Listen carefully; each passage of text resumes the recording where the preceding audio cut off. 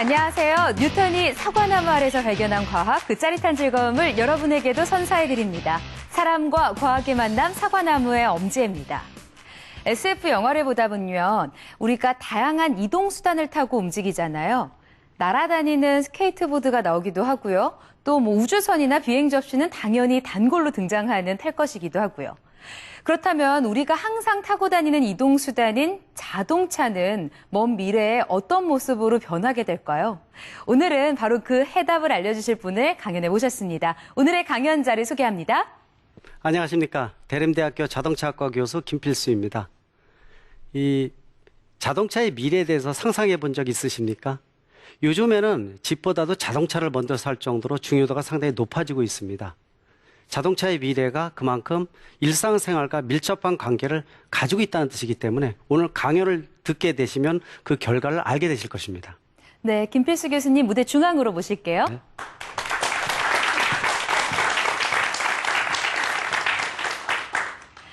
사실 모두에 제가 자동차가 어떻게 변하게 될지 궁금하다고 이야기를 전하긴 했는데요. 네. 생각해보면 한 20년 전의 자동차도 지금 모습이었고요. 자료들을 보면 아주 전에 초기 자동차도 지금 모습과 크게 다르지는 않습니다. 네. 그런데 자동차가 정말 그렇게 앞으로는 엄청난 변화를 할 거라는 이야기를 해주실 건가요? 그렇습니다.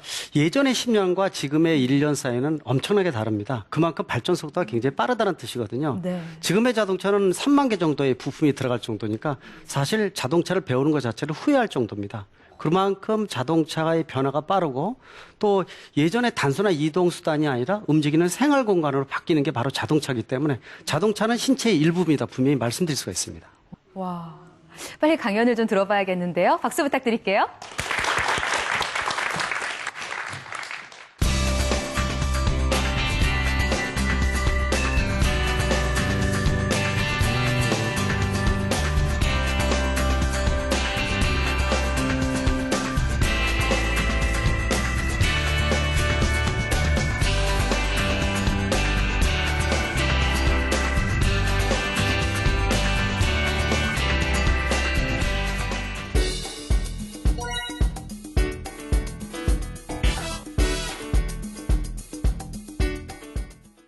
자, 자동차의 미래에 대해서 굉장히 궁금해하실 겁니다.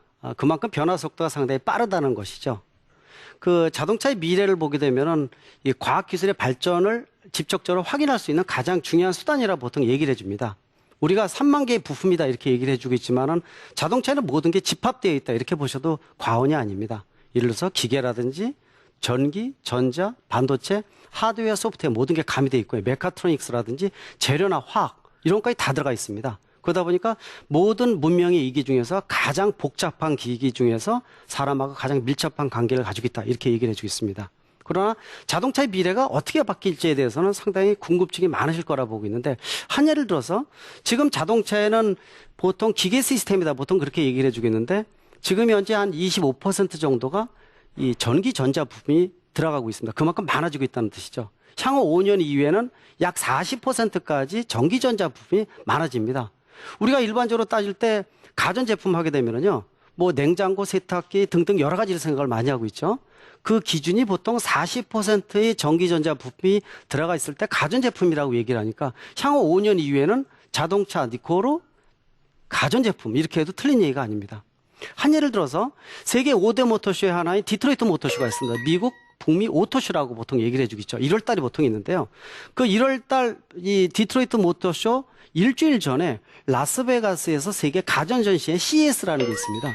근데 자동차 전문가들이 디트로이트 모터쇼를 가기 전에 라스베가스 CES 세계 가전전시회를 간 다음에 디트로이트 모터쇼를 갑니다.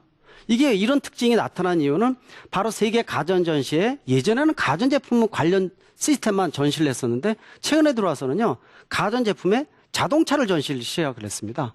즉 자동차 자체가 가전제품일 정도로 굉장히 복합적이고 아이디어도 많이 창출할 수 있다 그런 측면에서 세계 가전전시회를 가고 디트로이트 모터쇼를 갈 정도가 됐다는 거죠. 그만큼 자동차는 융합 개념으로 바뀌고 있다는 거죠. 그래서 자동차에 관련된 용어 중에서는 영어 쪽이 많이 있지 않습니까? 예를 들어서 퓨전이라든지 하이브리드라든지 크로스오버라든지 또는 컨버전스. 우리가 말하는 융합이거든요. 그런 융합이 집합적으로 앞으로 모이는 것이 바로 자동차다 그렇게 해도 과언이 아닙니다. 또 한 가지는요. 우리가 스마트폰 누구나 다 이용하고 있습니다. 근데 예전만 하더라도 자동차에다가 스마트폰을 붙이는 개념이 많아졌었는데 요새는요, 스마트폰에다가 자동차를 붙입니다. 주객이 전도되기 시작을 했다는 거죠. 그래서 스마트폰의 모든 기능을 자동차에 집어넣은 차를 우리가 스마트카다 이렇게 얘기를 합니다. 요새 이 미래의 자동차의 화두는 두 가지를 보통 얘기를 해줍니다. 하나는 자율주행 자동차, 혼자서 운전하지 않고 혼자서 가는 자동차죠. 일명 뭐라고 얘기합니까? 구글카라고 얘기를 해주고 있습니다. 또는 저는 그런 말도 붙입니다. 스마트카는 애플 스마트폰을 많이 이용을 하시는데 애플카다 이런 말도 일명해서 이렇게 붙여주기도 합니다. 그만큼 두 가지 요소가 상당히 중요한 관건이고 퓨전 개념으로 많이 가미된다 이렇게 생각하시면 좋을 것 같습니다. 예를 들어 스마트카를 말씀을 드렸는데 스마트카의 미래 중에서 한 가지 생각을 해보십시오. 우리가 스마트폰 보면은 각종 음악이 많이 나오는데 운전을 하다가 스마트폰을 만지다가 사고가 나는 경우도 많고 이런 여러 가지 부분들 많죠. 예를 들어서 미국에서 가장 많이 사고 나는 것 중에서 운전을 하다가 전방 주시의 의무를 0.1초만 소홀히 하게 되더라도 바로 그게 사고로 이어질 수가 있습니다. 가장 많이 사고 나는 것이 미국에서 예를 들어서 스마트폰에 문자를 보다가 또 문자를 보내다가 사고가 일어나는 경우죠. 만약에 이 스마트폰의 기능을 자동차에 올려서 그냥 볼 수 있다. 그러면은 전방 주시의 의무는 소홀히 하지 않으면서 또 보낼 수 있고 멀티태스킹, 우리가 말하면 여러 가지를 한꺼번에 일할 수가 있습니다. 이런 기능도 지금 개발되고 있습니다. 한 예를 들어서 헤드업 디스플레이라고 우리가 말하면 이 화면 표식이라고 보통 얘기해 줍니다. 일부 차의 앞에 앞유리에 홀로그래프라 해가지고 투명한 영상이 떠오르는 거 아마 들어보시거나 아마 운전하신 분들이 있을 겁니다. 이걸 보게 되면은 내비게이션만 하더라도 중간 부위에 잠깐 눈을 보렸다가 앞으로 올리게 되면 0.1초인데 그 사이에 사고가 날 수 있다는 뜻이거든요. 이 내비게이션의 기능을 홀로그래피 앞유리에 투명하게 올려서 본다면은 미래 영화에서 많이 보셨을 겁니다. 지금 이미 구현이 되고 있거든요. 근데 이것만 올리는 게 아니라 예를 들어서 우리 스마트폰에서 문자 오는 것이 홀로그래피예요. 그냥 밑에 문자가 뜹니다. 스마트폰에 오는 기능이요. 그대로 뜨면은 내가 말로 해주게 되면은 지금은 물론 이제 음성을 얘기를 해주게 되면은 문자로 합성을 해서 보내는 기능이 좀 약합니다. 아직까지는요. 그러나 지금 상당히 많이 구현돼 있거든요. 그러면 문자가 오면은 내가 읽고 운전하면서요. 내가 말로 하면은 말이 문자로 바뀌어서 자동 전송되는 거. 이런 시대 멀지 않았고요. 일부 벌써 개발이 됐습니다. 몇 년만 있으면은 이런 기능이 지금 차에 탑재가 됩니다. 그리고 스마트폰에 있는 모든 음악에 대한 엔터테인먼트 기능이 차에 모두 올라와서 터치 스크린으로 해서 음악을 수만 곡을 한꺼번에 다 들을 수가 있습니다. 지금같이 USB라든지 이런 걸 꽂아서 되는 부분이 아니라 모두 구현이 가능하다는 거. 이런 것들도 미래의 자동차 중에서 우리가 보는 하나의 단면이다 이렇게 볼 수가 있습니다. 또 자율주행차 분명히 좀 아까 말씀드렸는데 그거 궁금해하실 겁니다. 지금 기술이 상당히 많이 발전돼 있고 미국에서는 일부 주에서 법적인 것도 이미 구현이 돼서 길거리에 운행을 할 수 있다. 얘기 들으셨죠? 해외 토픽이라는 데서 상당히 많이 나오고 있죠. 우리 기술 수준도 상당히 좀 궁금도 하기도 하고요. 어느 정도 왔을까? 사실 기술은요, 어느 정도 다 구현이 됐습니다. 그러나 자율주행에 대한 부분들은 굉장히 고민이 많습니다. 예를 들어서 우리가 지하철 같은 경우에 무인으로 운전하는 이 지하철 많이 보셨을 겁니다. 이런 경우에는 지하를 달리고 있고 궤도의 위를 달리고 있고 혹시 고장이 나서 서더라도 우리 안전에 지장을 주질 않기 때문에 믿고 타는 것이거든요. 그러나 차라는 건 한번 생각을 해보시죠. 앞에 각종 변수들이 엄청나게 많습니다. 예를 들어서 교통 신호등이 순간적으로 바뀌었다든지 우리가 운전할 때 노란불로 바뀔 때 가야 돼 말아야 돼 이런 고민 많이 하시죠. 그러면 자동차인 컴퓨터도 이걸 판단을 해줘야 됩니다. 또 아이들이나 자전거 타는 애들이 뛰어 들어올 수도 있거든요. 이런 조건들이 수십만 가지인데 수십만 가지를 자동차의 각종 센서나 레이저 센서나 아니면 각종 시스템이 인지를 해서 정확히 판단을 해줘야 됩니다. 지금 자율주행차는 사람이 운전하지 않고 탑승자들이 신문을 본다든지 음악을 듣는다든지 잠을 잔다든지 전혀 상관이 없거든요. 그러나 만약에 혹시라도 이 수십만 가지의 판단 조건이 조금이라도 잘못된다면 바로 사망사고가 이를 수 있다는 거죠. 여러분들 한번 생각해 보십시오. 자율주행차가 있는데 이러한 일반 복잡한 길거리에서 그냥 탑승해서 집까지 간다 그럴 때 믿고 탈 수 있겠습니까? 아니면은 의심하고 그냥 대중교통 타고 가는 게 낫다. 사람이 운전하는 게 낫다. 이렇게 판단을 하시겠습니까? 실제로 실험을 해봤더니요. 사람이 130년 동안의 자동차 역사 동안에 나만큼 안전한 사람이다. 내가 나를 못 믿는데 내가 너를 어떻게 믿느냐. 이게 자율주행차입니다. 상당히 어렵다는 거죠. 그래서 이 부분이 설사 기술적으로 구현이 되고 지금 현재 시범적으로 시속 40에서 50km 또 일부에서는 고속도로에서 시속 100km를 자율주행한 거 성공한 세대들이 많이 나오고 있습니다. 그러나 항상 그 조건은 급변할 수가 있죠. 크게 두 가지 문제점이 있습니다. 이 기계적 시스템 자체가 우리가 과학이라는 것은 밝은 면도 있지만 어두운 부분이 있죠. 어두운 부분을 얼마큼 줄여주느냐가 상당히 중요한 관건인데 자동차도 마찬가지입니다. 특히 자율주행차에 대한 부분들은 혹시라도 우리 컴퓨터도 바이러스가 감염돼서 문제가 생기는 경우는 많은데 자동차도 컴퓨터입니다. 역시 외부에서 어떤 해킹에 의해서 살인사건도 나올 수가 있죠. 영화의 한 장면이 구현이 될 수도 있습니다. 또 완전히 해결이 안 난 자동차 급발진 문제에 대해서도 아마 얘기 들으셨겠지만은 그 부분도 생기게 되면은 자동차가 오류를 일으키게 된다면은 생명하고 직결되는 부분이죠. 그게 첫 번째 문제이기 때문에 그런 부분의 문화적, 역사적 이런 흐름을 어떻게 우리가 탈피해서 과연 믿게 만들 것이냐가 중요한 관건 중에 하나라고 볼 수가 있습니다. 또 한 가지 문제는요. 법적, 제도적 부분입니다. 인프라가 구축이 안 돼 있다는 뜻이죠. 아무리 차가 시스템이 잘 돼 있더라도요. 혹시라도 교통사고가 났습니다. 교통사고의 책임을 누구한테 지겠습니까? 자동차 메이커요? 자동차 소유주? 내가 운전 안 했는데요? 그러면 자동차 부품을 공급한 회사요? 아니죠. 그러면 시스템을 구현시켜준 정부나 지자체 책임이요? 완전한 원인이 밝혀지기 전까지는 이거에 대한 책임 소재가 엄청나게 문제가 될 수가 있겠죠. 지금도 보험 문제가 생기면 자동차용 블랙박스 없으면 객관적인 증거가 없어서 난리가 나는 세상이지 않습니까? 바로 자율주행차에 대한 부분들은 그런 문제점들이 해소가 돼야지만 구현이 가능하다는 거죠. 그러면 이런 기술들을 어디다 먼저 구현을 시킬까요? 가장 중요한 것이 예를 들어서 능동식 안전장치라고 보통 얘기해 줍니다. 이게 뭐냐면요. 지금 에어백 같은 거 뭡니까?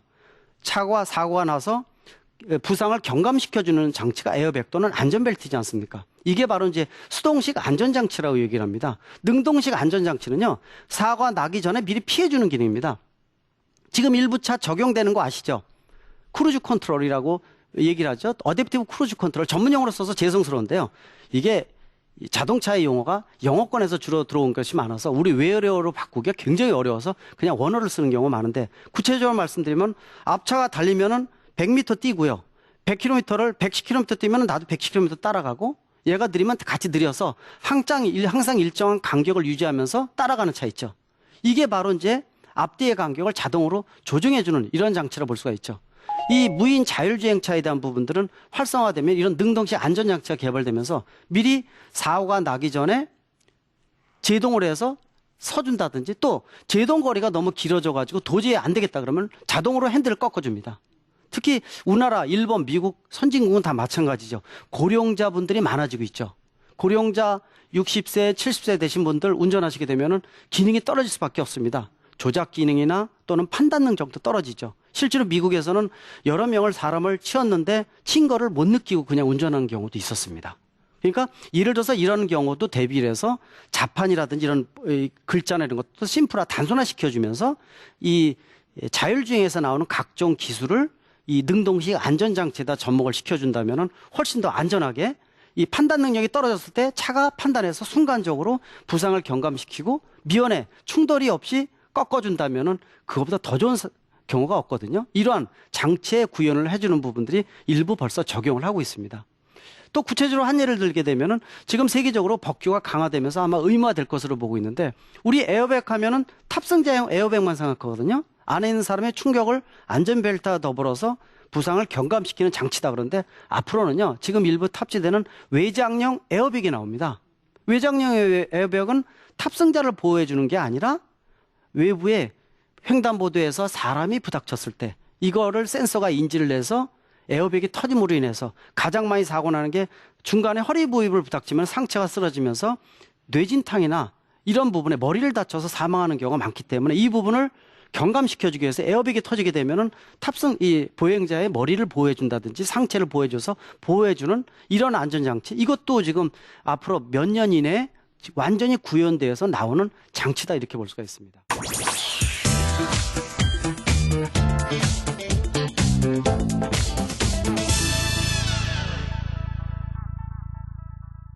이게 이제 우리가 피부로 느끼는 이 편의나 안전장치 이렇게 볼 수가 있죠. 근데 자동차에는요, 보이지 않는 신기술이 굉장히 많습니다. 제일 중요한 거는 교통사고나 이런 게 났을 때 사람을 부상을 경감시키고 안전하게 만드는 차의 안전도는 더더욱 중요하겠죠. 특히 최근에 내연기관차 말고 친환경차, 배기가스 들 나오면서 고연비, 고효율 이런 자동차가 많이 지금 등장을 하고 있지 않습니까? 그 대표적인 게 친환경차인데 바로 하이브리드 차, 전기차, 수소 연료전지차입니다. 하이브리드 하면은 에너지의 원천이 두 가지를 사용한다는 뜻의 하이브리드입니다. 내연기관의 힘과 배터리를 이용해서 모터를 돌려주는 힘을 가장 효율적으로 바퀴에 전달하는 시스템. 이게 바로 하이브리드 자동차입니다. 그러나 엔진을 가동하게 되면 배출가스가 나오니까 오염원이 나오죠. 그래서 완전히 오염원이 안 나올 수 있는 차를 개발한 게 바로 전기차입니다. 전기차는 배터리에 들어가 있는 전기 에너지를 모터를 돌려서 가는 건데 역시 독에 들어가 있는 물을 퍼쓰는 거기 때문에 얼마큼 효율적으로 적게 써서 멀리 갈 수 있어야 되거든요. 수소 연료전지차도 마찬가지죠. 지구상에 무진장 존재하는 수소와 공기 중에 섞여 있는 산소를 섞어서 응집을 시켜주게 되면 여기서 에너지가 나오면서 찌꺼기는 물만 나옵니다. 실제로 수소 연료전지차 운전을 해보면요. 소리가 쉬 소리만 나요. 간혹. 이게 뭐냐. 오줌 싸는 소리. 물만 배출하는 소리가 실제로 들립니다. 쉬. 그리고 간혹 이제 모터 돌아가는 소리 있죠. 너무 조용하니까 이상해요. 그래서 이런 차가 이제 지금 등장을 하죠. 그 세계 최초의 양산차를 우리 국내에서, 우리나라에서 메이커해서 만들었죠. 그래서 이거 못 견디해서 일본에서 똑같이 흉내내서 만들었죠. 그래서 세계 양대 산맥이 우리 대한민국과 일본입니다. 그래서 미래의 먹거리에 대한 것들 굉장히 앞으로 강조되는 부분이라 볼 수가 있습니다. 그리고 예를 들어서 이러한 친환경차에 대한 부분들도 자, 에너지를 가지고 같은 연료를 가지고 멀리 갈 수 있어야 되기 때문에 제일 중요한 게 뭡니까? 그렇다고 차에 대한 무게를 줄여주면 같은 연료 가지고 멀리 갈 수가 있거든요. 그렇다고 차의 무게보다도 내 몸무게 줄여서 가려면 알른이 죽는 게 낫습니다. 그죠? 무게는 할 수 없이 지탱을 해줘야 되는 거고요. 문제는 차의 무게를 줄여주기 위한 가장 좋은 게 경량화 재료입니다. 그 초경량화 재료죠. 강판을 좀 더 얇게 만들어서 초고장력 강판을 만들면은 기존의 강판보다도 8%를 줄이면서 안전도는 충돌했을 때 에너지 분산이나 이런 것들을 충분히 할 수 있는 이런 강철도 개발을 하고 있고요. 또 한 가지가 뭐가 있습니까? 우리가 알루미늄 같은 것도 있죠. 요새 차 보면은 고급 승용차 중에서 알루미늄 바디로 만드는 것도 많죠. 근데 가격이 너무 고가죠. 그리고 이 일반 강철과 같이 용접이 되는 게 아니라 특수 리벳으로 박는다든지 공법이 굉장히 비싸다는 고가라는 거죠. 자동차의 경제성 측면에서 볼 때는 상당히 고민이 많은 사항이죠. 그리고 또 한 가지는 마그네슘 같은 것도 개발하고 있죠. 또 타이어 같은 경우에도 휠을 보면은 스틸 휠, 강철 휠 대신 알루미늄 휠을 많이 끼시죠. 바퀴가 가벼우면은 뛰는데 몸이 가볍죠. 또 열이 나왔을 때 열을 발산시키기도 좋고 충격 에너지를 흡수하기도 좋고 이렇게 가벼운 재질을 쓰면은 같은 연료 가지고 멀리 갈 수 있다는 거죠. 또 한 가지 마지막 재료가 탄소 섬유 들어보셨을 겁니다. F1 같은 모터스포츠나 레이싱카에 보통 적용하는 특수 이 재료라고 볼 수 있지만은 이거는 노동 집약도가 상당히 높아야 됩니다.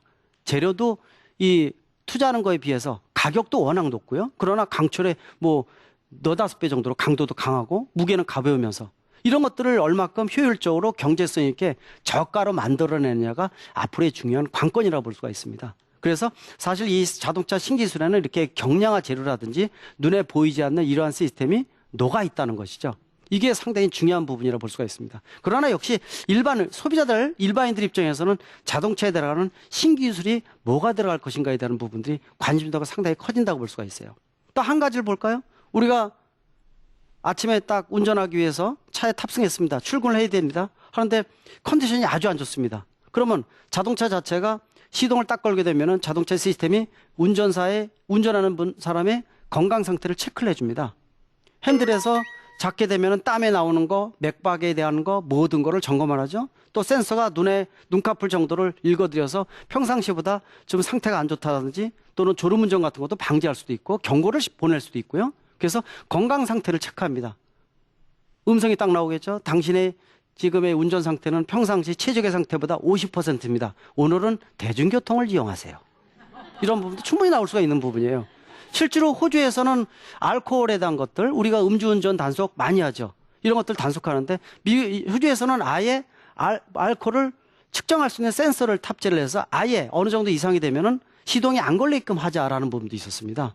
근데 이런 것들은 어떤 선택의 자유, 운행의 자유, 여러 가지 부분에서 억제할 수 있는 부분이죠. 또 영국에서는 그런 부분도 있었습니다. 모든 인공위성에서 모든 차를 제어를 해서요. 속도가 100km 이상 넘어가지 못하게끔 제어를 해주는 모든 통제 기능이 들어가 있는 사는 게 아니죠. 차는 150km로 달릴 수도 있고 200km 달릴 수 있습니다. 독일의 아우토반도 쌩쌩 한번 달려봐야 되거든요. 그게 사람의 욕구고 이 자동차라는 어떤 특성을 갖추고 있는 것이죠. 그래서 자동차 산업과 문화에 대한 조화는 미래형 자동차에서 특히 법규나 규범에 대한 거 이런 것들이 버무려지면서 인프라와 같이 묶여져 가는 이런 부분들이 앞으로의 미래사에서 상당히 중요함을 알 수가 있습니다. 그리고 뭐 우리가 말하는 비행 자동차에 대한 거 이런 것들도 고민을 할 수가 있겠죠. 충분히 구현이 가능하지만은 아까 자율주행차와 마찬가지로 상당히 고민이 되는 부분이라 볼 수가 있거든요. 그래서 그 밖에 여러 가지 안전 시스템들이 워낙 많이 구현이 된다 이렇게 볼 수가 있습니다. 지금 나오는 자동차 중에서도 뭐 고속도로에서 달릴 때 졸음운전 한다든지 하게 되면은 예를 들어서 경고해 주는 차도 그 시범 모델로 나오고 있고 실제로 이 속도가 예를 들어서 과속이 된다든지 앞뒤 차가 가까워지게 되면은 경고음을 바른다든지 또는 속도를 늦춘다든지 이런 것들은 벌써 구현이 돼가고 있고요. 조금 있으면은 핸들까지 꺾어지는 기능까지 들어갑니다. 문제는 꺾어졌는데 그 앞에 더 큰 장애물이 있었다.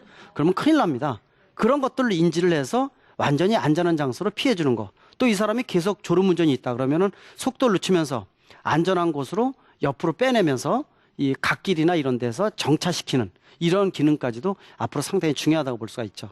그래서 미래형 자동차에 대한 부분들은 어디까지 갈지 상상하기가 상당히 어려운 부분이 많습니다. 특히 그 요새 나오는 자동차 중에서는 우리가 말하는 1리터에 100km 간다. 이거 구현이 불가능한 얘기는 아닙니다. 특히 하이브리드 자동차나 플러그인 하이브리드 같은 경우에는 60에서 70km 정도 구현되는 이런 자동차들은 상당히 좀 벌써부터 등장을 하고 있거든요. 요새 보면은 운전하시다가 1리터에 10km 미만으로 나오게 되면은 스트레스 쌓여가지고 눈이 막 흘러내린다든지 예, 바늘 떨어지는 거 보면 잠이 안 온다든지 이런 부분 많이 있을 텐데요. 실제로 앞으로의 미래의 자동차 조금만 있으면요. 1리터당 기본 30km 가는 거 구현 충분히 가능합니다. 우리가 일명 말하면 큰 대형 배기량 차 지나가면 냄새 맡고 따라가는 차 이렇게 얘기를 하거든요. 충분히 가능할 정도죠. 그래서 안전하면서도 목적지까지 사고 없이 구현해주는 이런 자동차의 시는 앞으로 기대하셔도 좋을 것 같습니다. 그리고 예를 들어서 그런 것도 있죠. 아까 비행 자동차를 한 예를 들어서 말씀드렸는데 자 비행 자동차가 구현이 어느 정도 이미 예전에 한 20년 전에 벌써 그런 자동차 나왔습니다. 문제는 좀 불편하죠. 내려서 날개를 사람이 끼워야 되고요. 끼고 핸들이 이제 일반 바퀴는 그대로 달린 상태에서 하늘 날아갑니다. 그리고 활주로도 길어야 돼요. 이거는 말만 비행 자동차지 이러려면 차 한 대하고 비행기 따로 사는 게 낫겠죠. 그래서 그런 자동차 지금 앞으로 나오는 비행 자동차는요. 크게 두 가지 포인트가 필요합니다. 양력을 날개가 길지 않으면서 양력을 받을 수 있어야 됩니다. 차의 크기보다도 차 폭보다 넓어지면 안 되겠죠. 그러면서도 어느 정도 속도에서 충분히 양력을 받아서 올라갈 수 있어야 되고요. 문제는 이런 자동차의 기술 수준이 상당히 좋아졌다는 거. 아까 초경량화 재료도 나오고 기술 수준도 좋아지면서 구현이 가능합니다. 1억 5천. 그리고 2억이 넘는데 알린이 역시 죽는 게 낫습니다. 예, 자동차는 2천만 원이 경제성 논리입니다. 그래서 누구나 보편 타당성이 있어야 돼 자동차는 그 구현이 가능한 거거든요. 그래서 사실 가격에 구애 없이 기능을 띄게 월등하게 만드는 게 바로 군사 장비 쪽이죠. 그러나 자동차는 완전한 경제성 논리이기 때문에 일생 동안에 5번 정도 차를 사는데 한 대 살 때마다 부들부들 떨면서 사는 게 바로 자동차죠. 그런 측면에서 아무리 구현이 가능하더라도 불가능하죠. 근데 비행 자동차가 설사 나오더라 하더라도요. 자, 당장 제도적으로 궁금해하는 것이 그겁니다. 하늘길을 열어야 되는데 이거 충돌하는 거 아니냐. 또 전봇대도 있고요. 고층 빌딩도 있는데 그럼 몇 미터 이상일 때 비행기 조종사 자격증이 있어야 되는 거 아니냐. 그러면 운전면허증 가지고 그냥 날 수 있는 거 아니냐. 이거 고민이 많이 생길 수밖에 없죠. 미국에서는요. 벌써부터 예를 들어서 300m 이상 공으로 올라가면은 조종사 자격증을 따라. 그 이해일 때는 운전면허증 가지고 가능하다. 이게 벌써 논의되고요. 틀이 벌써 잡혀 있습니다. 우리는 아직 이제 시작이죠. 그런 측면에서 그러나 우리의 먹거리 측면에서는 앞으로 미래형 자동차에 대한 부분은 상당히 활성화될 것으로 보고 있습니다. 역시 미래형 자동차의 가장 키포인트에 해당되는 부분들은 자동차, 스마트폰, ICT 이런 것들이 얼마큼 접목이 돼서 새로운 융합 개념의 미래형 신자동차가 나오느냐의 부분인데 우리 대한민국은 짧은 40년 역사 기간 동안 세계 최고의 기술 수준을 구현한 나라입니다. 실제로 자동차 5위 생산만 해당이 되는 게 아니라 기술 수준은 상당히 높아졌거든요. 물론 따라가기 위해서 굉장히 고민하는 것도 많고 우리가 이제는 앞으로 주도해서 나서야 될 자동차가 바로 친환경 자동차, 뭐 전기차라든지 하이브리드나 아까 말씀드린 연료전지 자동차 이런 것이 될 것으로 판단을 하고 있습니다. 그런 측면에서 우리의 이 기술에 대한 부분들은 앞으로 미래형 먹거리에 대해서 가장 우리한테 잘 맞는 차종이 아닌가. 그런 측면에서 앞으로의 미래형 자동차 2천만 원 정도의 수준이면서 아까 말씀드린 각종 안전장치가 녹아있는 그러면서도 보편 타당성에 대한 거 이런 것들이 이제 구현이 될 것으로 분명히 판단을 하고 있습니다. 그런 측면에서 앞으로 미래를 기대하셔도 좋으실 것 같고요. 또 우리 대한민국의 어떤 자동차 기술에 대한 거, 또 우리 먹거리 중에서 양대 축 중에 하나가 바로 자동차 분야인데 이런 것들이 활성화되면서 고용 창출부터 우리의 신기술을 가미하면서 세계 어떤 시장에도 우리의 자동차가 돌아다니는 이런 모습을 눈여겨보고 또 즐기고 자부심을 가져도 좋을 것 같습니다. 미래형 자동차 앞으로 기대하셔도 좋을 것 같습니다. 이상 마치겠습니다.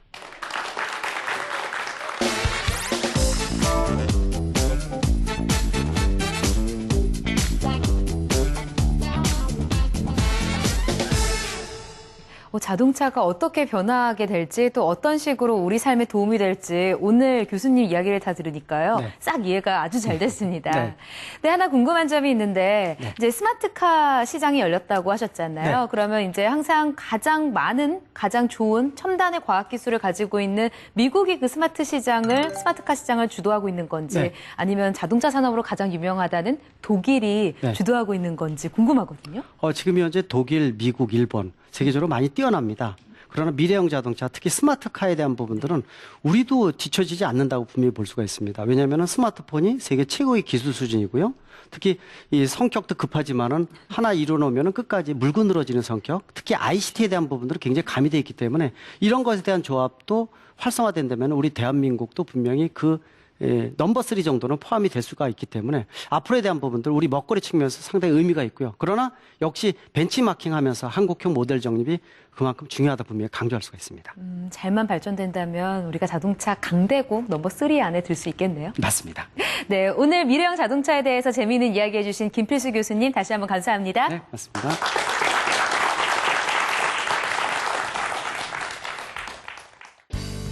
인류 최초의 자동차는요, 1482년에 레오나르도 다빈치가 발명한 태엽 자동차라고 합니다. 시계 태엽을 거꾸로 풀리는 이 장치를 이용해서 만든 게 태엽 자동차라고 하는데요. 지금 무덤에 있는 레오나르도 다빈치가 이렇게 발달한 자동차 산업의 미래를 본다면 놀라서 눈을 번쩍 뜨지 않을까요? 오늘 준비한 내용 여기까지입니다. 다음 시간에도 재미있는 이야기로 여러분 찾아오겠습니다. 고맙습니다.